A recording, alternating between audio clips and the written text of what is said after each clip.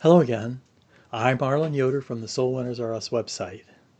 Remember, the angels in heaven rejoice when a loved one or friend gives their heart to Jesus. Someone said to me once, "You're living in the past." By doing so, they were attempting to jerk me back to the reality of the present rather than me dreamily remembering the past. But I think remembering the past is a very important part of our lives as Christians. And I think the Bible agrees with me. Therefore, the title of my post today is Remembering. The Bible lists the word remember, remembers, remembered, and remembering 262 times. So I think we can assume that remembering our past is a very important part of looking forward to our future. Let's look at three aspects of the importance of remembering. Aspect number one, the value of remembering what mighty acts God did for the Israelites. Psalm 78, 1 through 7 gives us what I call a blueprint for the value of remembering. Here it is. It's a little bit long, but it's well worth it. My people, hear my instruction. Listen to the words from my mouth. I will declare wise sayings.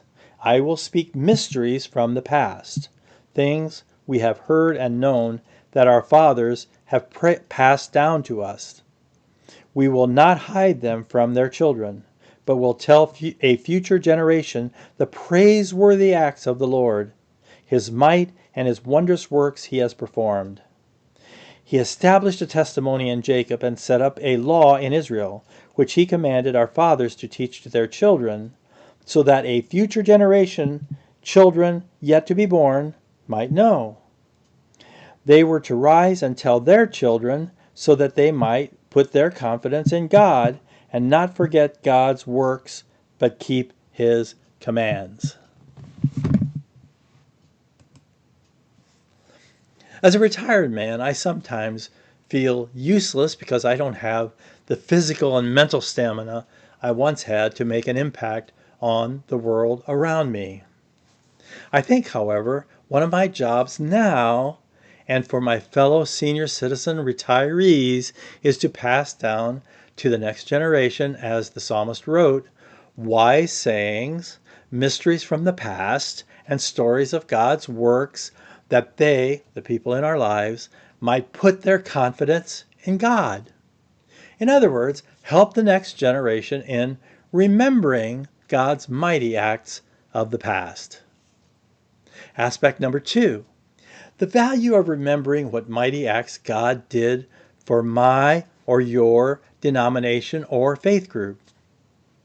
Denominations or faith groups aren't the end-all and be-all of our faith, but I think that they can play an important role in bolstering our faith by remembering the Holy Spirit of God moving in the lives of people in each of our denominations or faith groups over a period of time. I used to think that denominations or faith groups weren't that important. The important thing was having a relationship with Jesus, right? But I've grown to cherish my relationship with the Church of God denomination from Cleveland, Tennessee. The Church of God is over 140 years old, and I like having a rich denominational history to remember. I talked in a recent post about my wife and her late husband growing up in a Church of God church and about her attending a Church of God university. She remembers many important people in the denomination who shaped her life, like the well-known evangelist Carl Richardson or Robert O'Bannon, her science professor at Lee University. It isn't 100% necessary to belong to a denomination to feel the warm feelings of what God is doing and has done in our lives, but I think it can provide a foundation that is very important to the next generation. Finally, aspect number three, the value of remembering what mighty acts God did and is doing in our own lives. God is, quite frankly, amazing. What He did for you and me on the day we were saved is the greatest mighty act of God ever. It's something we'll always be remembering and can tell our children, grandchildren, relatives, and friends for the rest of our lives here on this earth. I was recently brought to the point of remembering my roots when I was first saved. It happened when I turned on the online music platform Pandora and went to the second chapter of Acts Station. Listening to the old Christian hits by Christian artists of the 70s and 80s almost gave me goosebumps. It brought me to the point of remembering, as David wrote in Psalm 51:12, the joy of God's salvation. See you next time.